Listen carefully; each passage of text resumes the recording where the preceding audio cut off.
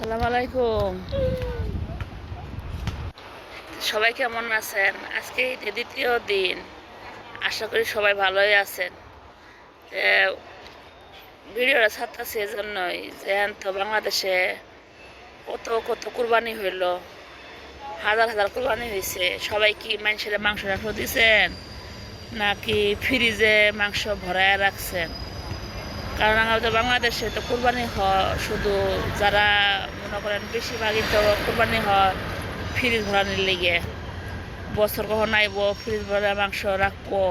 আর অনেকে কুরবানিতে বেশিরভাগই ফ্রিজ ভরানির টেনশন থাকে, কারণ বছরের মাংস কুরবানির মাংস দিয়ে ভরায় রাখে।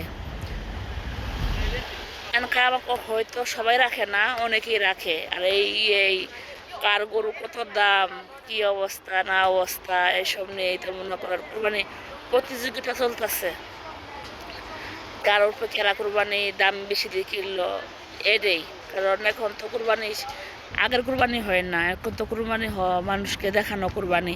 যাই হোক, আমার কথাটা অনেকে খারাপ লাগতেও পারে, আবার অনেকে যারা এটি করে তাদের মাইনে লাগতেও পারে। যাই হোক, কী করবো, কারণ এটাই তো হইতেছে। আর কুরবানির আগে দেখেন ফ্রিজ কিনে রাখতেছে, মাংস কই রাখবো। আর যাই হোক, এসব করেন না, ঠিক আছে?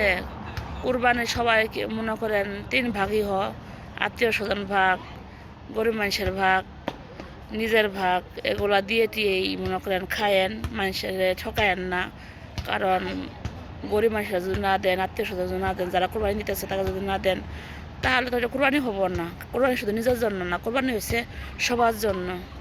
আর যারা কোরবানি দিতে পারেন নাই তারা মন বেজার করেন না।